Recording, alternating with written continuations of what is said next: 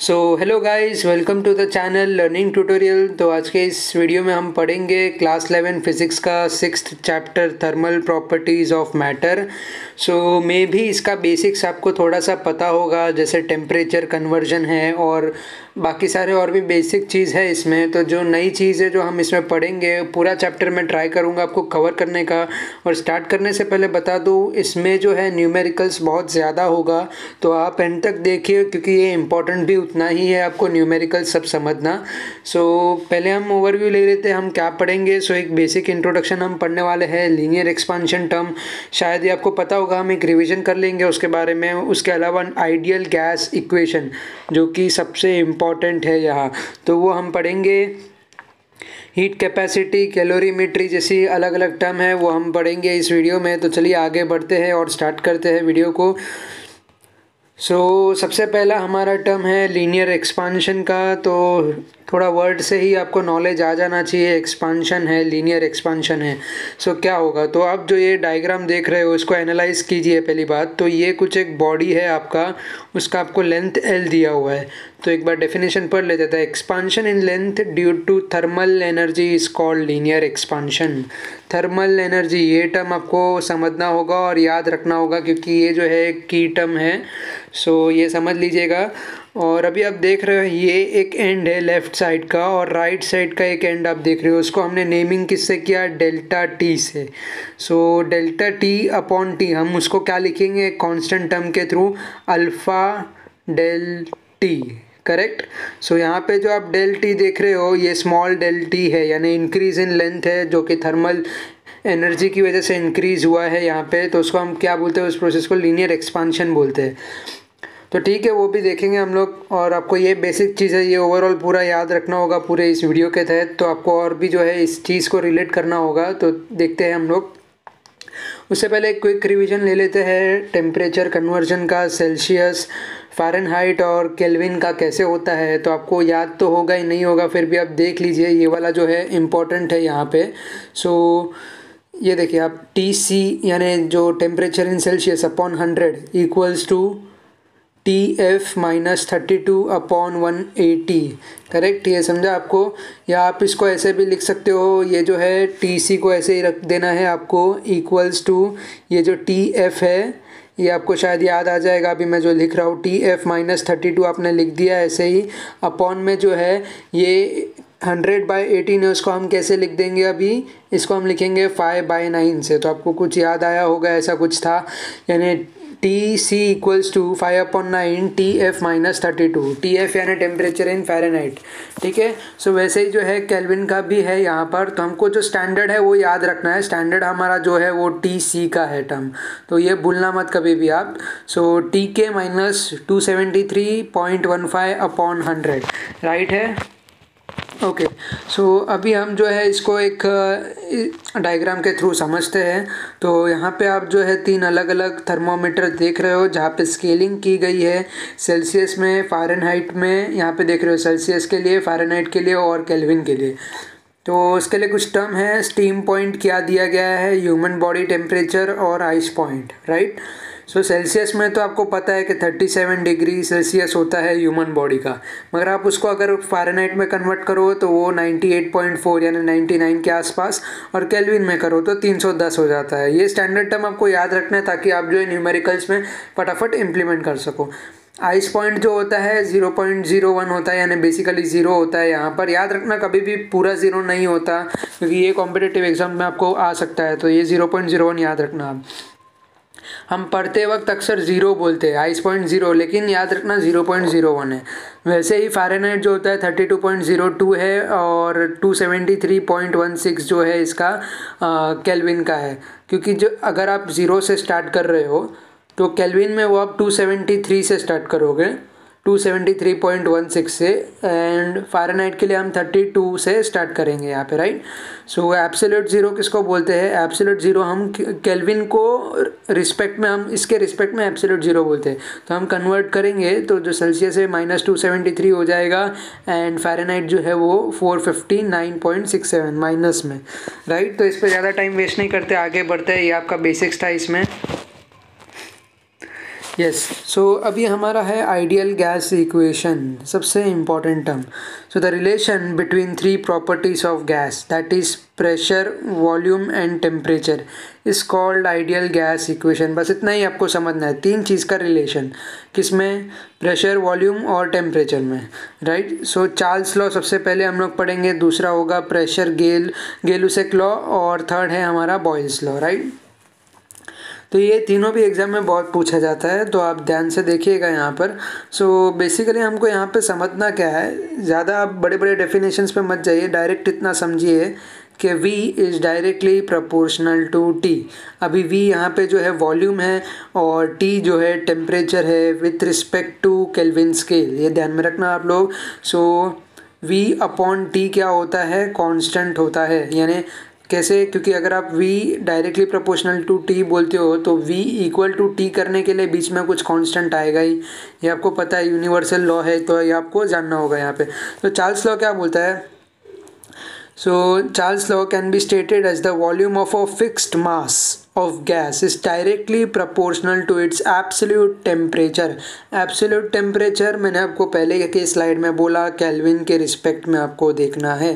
Kelvin के respect में आप देखोगे तो यहाँ पे एब्सोल्यूट टेम्परेचर 0 होता है, और आप अगर सेल्सियस का टर्म देखोगे एब्सोल्यूट टेम्परेचर में तो -273 होता है, तो ये आपको क्या है, याद रखना है। और फ़ारेनहाइट का है वो समथिंग 400 के अबोव था, तो ये आप नहीं पता तो आप कन्वर्ट भी कर सकते हो फार्मूला से उसको बाद में। सो ये समझ गए ना आप। चार्ल्स लॉ क्या होता है, ये स्टेट किया जा सकता है volume of a fix mass of gas, ये ध्यान रखना, volume of fix mass of gas is directly proportional to its absolute temperature, तो यही बोलता है चार्ल्स लॉ। अगला है गेलुसेक लॉ, तो ये जो बोलता है ये pressure is directly proportional to temperature बोलता है, राइट। सो यहाँ पे देखिए pressure is directly proportional to constant, यानी directly proportional to temperature T। So pressure law can be stated as the pressure of fixed mass of gas is directly proportional to its absolute temperature if the volume is kept constant. Same definition है Charles law का ही है, but क्या condition है, volume आपका जो है वो कांस्टेंट होना चाहिए। वॉल्यूम यानी क्या हो गया आपका, मीटर क्यूब, यानी ये जो वॉल्यूम है ये इसका जो है कम नहीं होना चाहिए, ज़्यादा नहीं होना चाहिए, ये कितना होना चाहिए, कांस्टेंट होना चाहिए। सो आगे बढ़ते हैं बॉयल्स लॉ की तरफ। तो ये क्या है, for fix mass of gases constant temperature pressure is inversely proportional to volume. So यार इतना तो आपको पता ही है कि pressure is inversely proportional to volume होता है। अभी नहीं पता तो आप इतना भी अंदाज़ा तो लगा सकते हो, प्रेशर क्या होता है, हमारा फोर्स अपॉन एरिया होता है। मैं सिर्फ आपको रिलेट करने को बता रहा हूँ यहाँ पे। तो एरिया जो है यहाँ पे कौन सा टर्म है, मीटर स्क्वायर का टर्म है, और नीचे जो है ये हमारा कौन सा है, ये जो है मीटर क्यूब का टर्म है, टर्म है। So P V equals to constant है यहाँ पर जो पी वी है। तो अभी आपको क्या करना है, तीनों जो हमने पढ़ा ना, तीनों यहाँ पे लॉ पढ़ा, उसको एक साथ रिलेट करेंगे तो आपको ये पता चल जाएगा। जो पी वी है, मैं एक मिनट इरेज कर देता हूँ ताकि आपको समझेगा। ओके, सो अभी देखिए सबसे पहला टर्म हम लोग लेते हैं। पहले टर्म में हमने क्या देखा यहाँ पे, सो सबसे पहला टर्म था volume is directly proportional to T, यानी वॉल्यूम वहाँ पर ही होगा, अपोजिट साइड पे होगा, या तो फिर डिनोमिनेटर में होगा, किसके, T के, और सेम वाइस वर्सा। ज़्यादा कॉम्प्लिकेटेड नहीं लूँगा, आपको बताता हूँ अभी। Pressure is directly proportional to T, pressure यानी प्रेशर भी इधर आ जाएगा, डायरेक्टली प्रोपोर्शनल टू T है, बराबर। सो इतना आपको समझ गया। अभी ये देखिए P V directly proportional to T, ये दो लॉ को हमने कंपेयर किया, चार्ल्स को और प्रेशर को, अपना गेलुसेक लॉ को। सो बॉयल्स लॉ क्या बोल रहा है, inversely proportional to P, volume is inversely proportional to pressure. तो सिंपल बात है यार, अगर ये इनवर्सली प्रोपोर्शनल है तो यहाँ पे क्या होगा, जो P है वो V जो है नीचे जाएगा, राइट हैंड साइड पे 1/V हो जाएगा। तो तीनों लॉ यहाँ पे जो है सेटिस्फाई हो रहा है। तो इसके अलावा अगर आपको कुछ देखने को मिलेगा तो ये होगा PV/T और कांस्टेंट आएगा यहाँ पे, राइट। क्योंकि यही टर्म जो मैंने बताया ना, इसी को आप जो है सब LHS में लेके आओ तो RHS में जो है आपका कांस्टेंट ही बचेगा। सो PV/T इक्वल्स टू R आप लिख सकते हो, PV equals to RT। So PV equals to NRT, अभी आप n जो है ये नंबर ऑफ मोल्स है, आपने ये मे बी केमिस्ट्री में पढ़ा होगा ये सब, तो आपका ज़्यादा टाइम वेस्ट नहीं करूँगा। आइडियल गैस इक्वेशन केमिस्ट्री में भी है और बहुत ही ईजी है रिलेट करने के लिए, 3 आपको लिख देना है एक साथ। तो एक एग्जांपल लेते हैं, यहाँ पर आपको कन्वर्जन का मैंने पहले ही बता दिया बट फिर भी यहाँ पर है, सो मैं आपको बता देता हूँ। आपको जो है फ़ारेनहाइट दिया है 98.4, यानी ये जो है आपको दिया गया है, एंड आपको बोला है कि इसको सेल्सियस में कन्वर्ट करो। तो हमारे पास गिवन डेटा है, वो मैंने क्या बताया था आपको, 5/9 98.4 -32, राइट। सो ये मैंने आपको बताया था किसके लिए, सेल्सियस के लिए बताया था, टेम्परेचर इन सेल्सियस, राइट। बस अब क्या है, अभी आप सब्स्टिट्यूट कर दो तो इसका जो है 66 × 5/9 आ जाएगा कुछ इस तरीके का। एंड ये जो अगर आप इसको पूरी तरीके से सॉल्व कर दोगे सो ये आपको लगभग मिलेगा यहाँ पे 36.89 के आसपास ही मिलेगा। सो राइट, अगला एक और है, यहाँ पे हमें क्या करना है, जो टेम्परेचर इन केल्विन दिया है उसको सेल्सियस और फ़ारेनहाइट में करना है। सो सिंपल, हमने जो सबसे पहला स्लाइड में देखा वही फार्मूला लिख देंगे और ये याद रखना है, कोई टफ बिल्कुल भी नहीं है। सो ये लिख दिया। मेरे पास क्या क्या दिया है, केल्विन दिया गया है यहाँ पे, और मुझे क्या करना है, सेल्सियस और फ़ारेनहाइट में करना है, सिंपल। सो जो टेम्परेचर इन सेल्सियस है उसको हम लोग कैसे लिखेंगे, आपको ये पता है, ये इक्वल्स टू, यहाँ पे आप देख रहे हो ना ये पार्ट में, तो 100 कैंसिल हो जाएगा। सो यहाँ पे ये टर्म बचेगा, बस क्या करना है बाद में, टेम्परेचर इन केल्विन को सब्स्टिट्यूट करो और आपका आंसर आ जाएगा। यहाँ पर कितना सिंपल था देखो। अभी जो है हम किस में करेंगे कन्वर्ट, अभी ये जो था हमने फ़ारेनहाइट को सेल्सियस में किया था, आप किस में करेंगे, हम लोग केल्विन में करेंगे, बराबर। सो फ़ारेनहाइट का हम लिख देंगे टर्म यहाँ पे, ये 5/9 के टर्म में आप लिख सकते हो। और यहाँ पे आपको जो टर्म दिया गया है TK -273.15 -32, जो हमारा रेगुलर फार्मूला है ना वही आपको यूज़ करना है। यहाँ पे जो हमने यहाँ पे ये सॉल्व करने में यूज़ किया वही आपको यूज़ करना है, राइट। सो आप भी सॉल्व कीजिए और थोड़ा हो सके तो वीडियो को पॉज करके खुद ही ट्राई कीजिए। सो ये देखिए, अभी आपने इतना तो समझ ही लिया है इस वीडियो के थ्रू। सो आंसर आपको थोड़ा सा मैथ्स का प्रैक्टिस करना होगा एंड आपको बाद में सॉल्व करने के बाद ये आंसर आ जाएगा। सो चलिए आगे बढ़ते हैं अभी। ओके, सो यहाँ पे थोड़ा 2 नया टर्म है, लेटेंट हीट ऑफ फ्यूजन और वेपराइजेशन। ये थोड़ा इंपॉर्टेंट है इसलिए पहले ले रहा हूँ। So the quantity of heat required to convert unit mass of substance from its solid state to liquid state, यानी हीट जितना रिक्वायर्ड होता है सॉलिड से लिक्विड में, यानी आप समझ सकते हो बर्फ़ को पानी में कन्वर्ट करने के लिए, यानी मेल्टिंग पॉइंट, इसके मेल्टिंग पॉइंट को जो है जैसे चेंज करता है ना, मेल्टिंग पॉइंट जो होता है आपका अपना सॉलिड स्टेट से लिक्विड स्टेट लाने में हेल्प करता है, without changing in its temperature is called latent heat of fusion.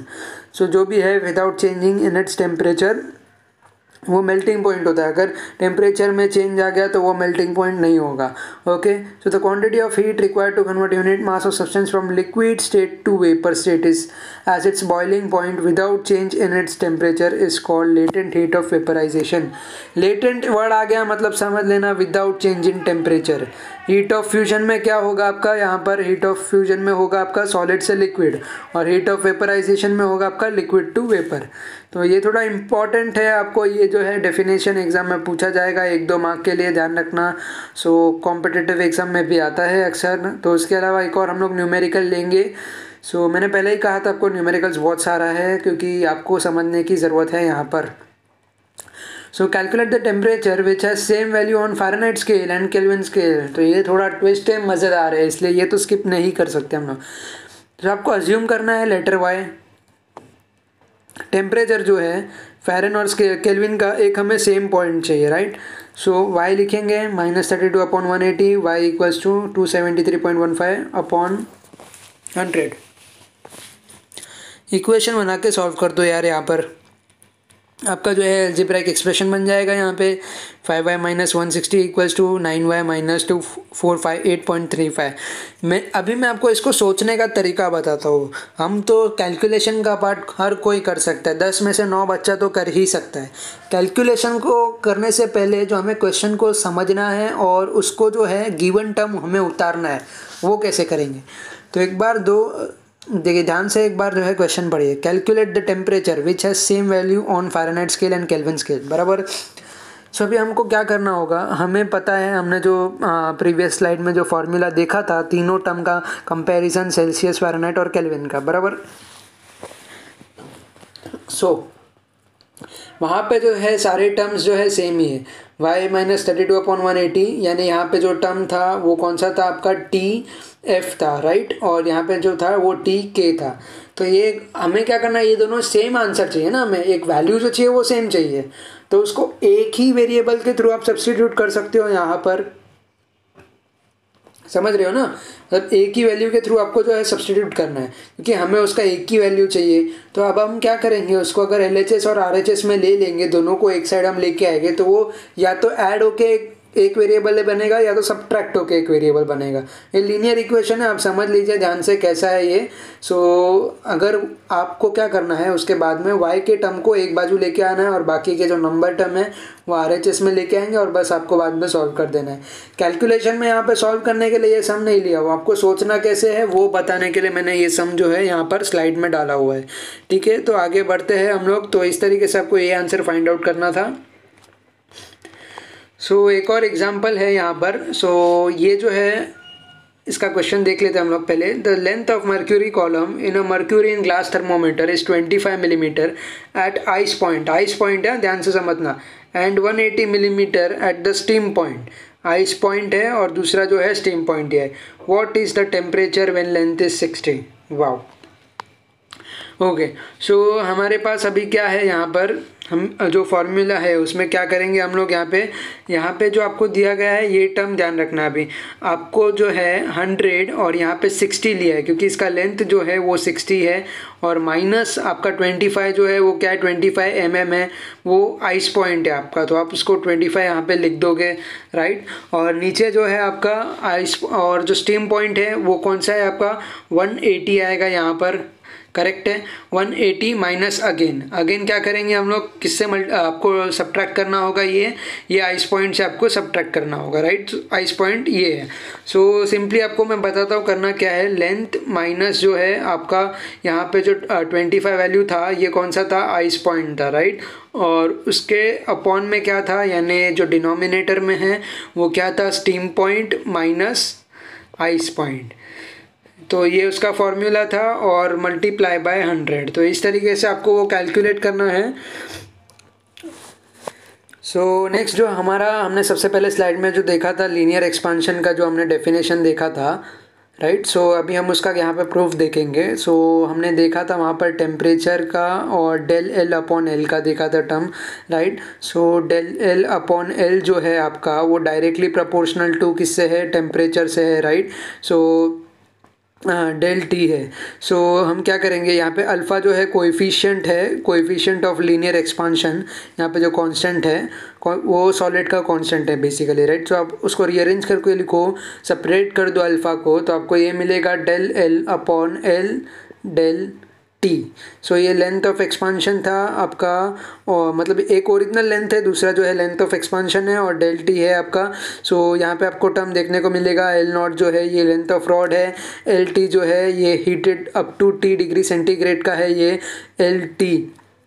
यहाँ पे इस चीज़ की बात कर रहा हूँ मैं, यहाँ पे देखो आप, ओके। सो टी नॉट जो है 0 डिग्री सेंटीग्रेड है, यहाँ पर जो टी नॉट लिया गया है, आपको समझ में आ रहा है ना। डेल टी को है उसको हमने सब्स्टिट्यूट कर दिया टी माइनस टी नॉट से। टी जो है फाइनल प्रेशर है हमारा, यहाँ पे जो आप टी देख रहे हो ये कौन सा फाइनल प्रेशर है। तो डेल एल हम लोग कैसे लिखेंगे, यहाँ पे length of rod when heated minus length of rod at 0 degree centigrade, यानी final temperature minus initial temperature लिख देंगे हम लोग। वैसे ही डेल टी के लिए लिखेंगे हम लोग, ये जो था चेंज इन लेंथ के लिए था डेल एल का, डेल टी के लिए क्या होगा, राइज इन टेम्परेचर होगा। सो फाइनल माइनस इनिशियल, ये भी अगेन वैसा ही होगा, सॉरी इनिशियल माइनस फाइनल, या कैसे भी लिखो, बाहर आपको माइनस का साइन लगा देना है। आपको डायरेक्ट मैं इजीली समझा देता हूँ, डेल टी यानी वो होता है जो आपका फाइनल टेम्परेचर होता है, यानी फाइनल, और माइनस इनिशियल यानी वो जो है आपको नेट मिलेगा यहाँ पे डेल टी। तो यही होता है, बेसिक टर्म आपको यहाँ पे समझना था। सो नेक्स्ट टर्म है हमारा कैलोरीमेट्री। कैलोरीमेट्री एक वो डिवाइस है जो आपको बताता है एक्सचेंज ऑफ हीट हुआ है या नहीं हुआ। जैसे थर्मस आपने सुना है, आपको पता है, तो वहाँ पे एक्सचेंज ऑफ हीट होता है नहीं होता है। तो कैलोरीमेट्री तभी बनाया गया था और ये थर्मस के टेस्टिंग के लिए भी यूज़ किया गया था। तो ये कुछ इस तरीके का डायग्राम है जहाँ पे आप देख सकते हो, आपको एक वेसल दिया हुआ है, इसके अंदर सॉरी आप कंटेनर बोल सकते हो इसको, राइट। सो आपको जो है एक यहाँ पे इंसुलेटिंग का पोर्शन दिख रहा होगा, ये वाला जो आउटर टर्म है, अंदर जो है एयर इंसुलेटर भी है, और जो कैलोरीमीटर का वेसल है वो ये वाला है, ताकि ये जो है बिल्कुल भी हीट ऑफ एक्सचेंज यहाँ पे होता है या नहीं वो कैलकुलेट करने के काम आता है। तो वो पॉसिबल कैसे होता है, एक इंसुलेटिंग लीड की वजह से पॉसिबल होता है। एंड थर्मोमीटर जो है वो आपको जो है चेंज ऑफ टेम्परेचर हुआ या नहीं हुआ वो बताएगा। उसके अलावा उसको मेंटेन करने के लिए सपोर्ट भी दिया गया होता है, जो उसको बिल्कुल भी स्टेबल रखता है, यानी अनस्टेबल नहीं होने देता। सो बेसिकली हम डेफिनेशन पढ़ लेते हैं। ये क्या है, एक एक्सपेरिमेंटल टेक्निक है और कुछ नहीं, for the quantitative measurement of heat exchange. बस इतना आपको लिखना है, ये की टर्म में एग्जाम में आपको मेंशन ज़रूर करना है और थोड़ा उसके बारे में बताना है। It consist of cylindrical vessel made up of copper और aluminium and provided with a stirrer and a lid, right. So the calorimeter is well insulated to prohibit any transfer of heat into or out of the calorimeter। So well insulated का मतलब क्या होगा, ये जो है आपको properly जो है ट्रांसफ़र ऑफ हीट हुआ है या नहीं हुआ वो मदद करेगा आपको कैलकुलेट करने के लिए। तो यही इसीलिए यूज़ होता है कैलोरीमेट्री। ओके, सो हमारा नेक्स्ट है अभी relation between gamma and alpha. So gamma and alpha हम लोग देखते हैं अभी क्या करना है। बेसिकली इसके अंदर आपको है ना, जो हमने लीनियर एक्सपांशन के लिए जो इक्वेशन देखा था, ये वाला इक्वेशन जो कॉमन है, देखिए ध्यान से, ये वाला हमने देखा था LT = L0 1 + αT, राइट। उसी चीज़ को अभी क्या करेंगे, वॉल्यूम के टर्म्स में लिखेंगे। तो चेंज क्या क्या हो जाएगा, अगर हम वॉल्यूम के टर्म्स में लिखेंगे तो L की जगह पे VT हो जाएगा, राइट है, LT की जगह पे VT, एंड जिधर L0 है वहाँ पे आप इस तरीके से L³ लिख सकते हो। और यहाँ पे अंदर जो था 1 + αT वो क्या हो जाएगा, क्यूबिक फॉर्म में आ जाएगा यहाँ पर। सो लिखोगे आप तो ऐसे ही लिखोगे कि VT = V0 1 + αT³, राइट है, एकदम करेक्ट है, बिल्कुल भी अलग नहीं है। बस उसके बाद क्या इक्वेट करना है आपको, इक्वेट करोगे तो आपको क्या करोगे, सारे टर्म्स जो है आपके यहाँ पे एलिमिनेट हो जाएंगे एक्सेप्ट अल्फ़ा एंड गामा, ये जो दोनों हैं अलग अलग कांस्टेंट है। सो यहाँ पे T³ जो है आउटसाइड यहाँ पे आप देख रहे हो LHS में, एंड यहाँ पे T है, तो यहाँ पे एक टर्म जो है स्क्वायर के टर्म में आ जाएगा, बट यहाँ पे मल्टीप्लाई होने की वजह से वो भी कैंसिल हो जाएगा। तो यहाँ पे जो आपका टर्म आएगा गामा = 3 अल्फ़ा। तो बस यही है उन बीच में रिलेशन, उनके बीच में। सो अल्फ़ा जो है स्टैंडर्ड टर्म है, तो आपको हमेशा इसी तरीके से लिखना है, alpha = β/2 and gamma /3। Okay,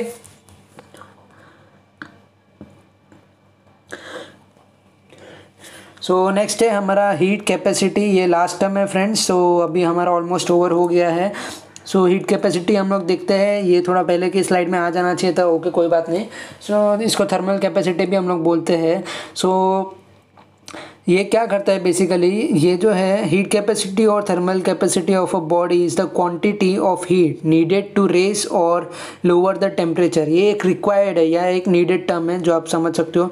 heat अगर कम ज़्यादा है तो उतना हीट कैपेसिटी जो है, it is the quantity of heat needed to raise और lower the temperature. Okay, so whole यहाँ पे जो देख रहे हो, whole body by 1 degree centigrade और केल्विन।